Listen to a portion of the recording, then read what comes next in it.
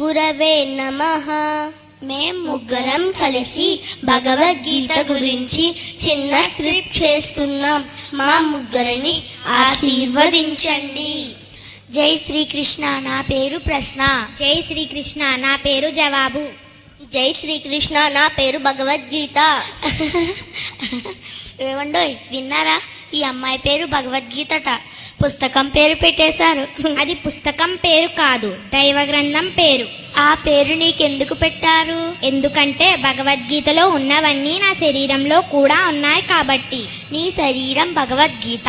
అవును, నా శరీరమే కాదు, మానవ శరీరాలన్నీ నడిచే భగవద్గీతలు. అయితే పంచపాండవులెవరు? పంచపాండవులు మన పంచేంద్రియాలు. అయితే కౌరవులెవరు? మన కోరికలే కౌరవులు. అయితే పంచపాండవుల భార్య ద్రౌపదీ మాత ఎవరు? పంచేంద్రియాలకు ముడిపడి ఉన్న సత్యశీలమే ద్రౌపదీ మాత. అయితే కురుక్షేత్రం ఏమిటి? మన మనస్సే కురుక్షేత్రము. అయితే శ్రీకృష్ణ భగవానుడెవరు? నాలోను నీలోను ఈ విశ్వమంతా నిండి ఉన్న జ్ఞానమే శ్రీకృష్ణ భగవానుడు.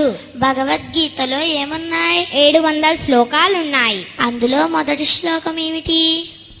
అందులో మొదటి శ్లోకం కూడా నీలాగే ప్రశ్నతో మొదలవుతుంది.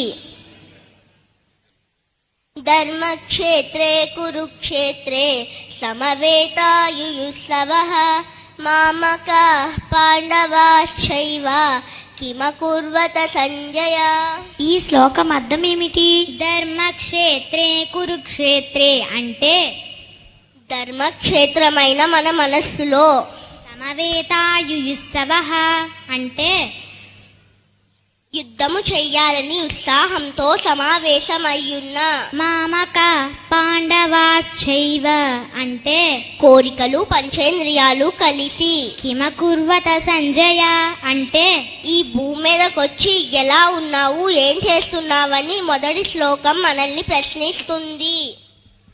అవునా? భగవద్గీత మొదటి శ్లోకం మనల్ని హౌ ఆర్ యు అని ప్రశ్నిస్తుందా? దీనికి నీ జవాబేమిటి? యత్ర యోగేశ్వర కృష్ణః యత్ర పాదోదనుద్దరః తత్ర శ్రీ విజయోద్భూతిః ధ్రువా నీతిర్మతిర్మమ. ఈ శ్లోకం అర్థం ఏమిటి? యత్ర యోగేశ్వర కృష్ణః అంటే ఎక్కడైతే జ్ఞానము నిండి ఉంటుందో, యత్ర పాదోదరుద్దరః అంటే ఆ జ్ఞానం మీద గురి పెట్టి ఉన్న శిష్యుడుంటాడో, తత్ర శ్రీ విజయోర్భూతిః అంటే అక్కడే విజయం కలుగుతుంది. ధ్రువానీతిర్మతిర్మమ అంటే నీతి నియమాలతో వర్ధిల్లుతాము. భగవద్గీత మనందరికీ పెద్ద దిక్కు. మనమంతా భగవద్గీత స్వరూపులం. మనమంతా నడిచే భగవద్గీతలం. జై శ్రీకృష్ణ, జై శ్రీ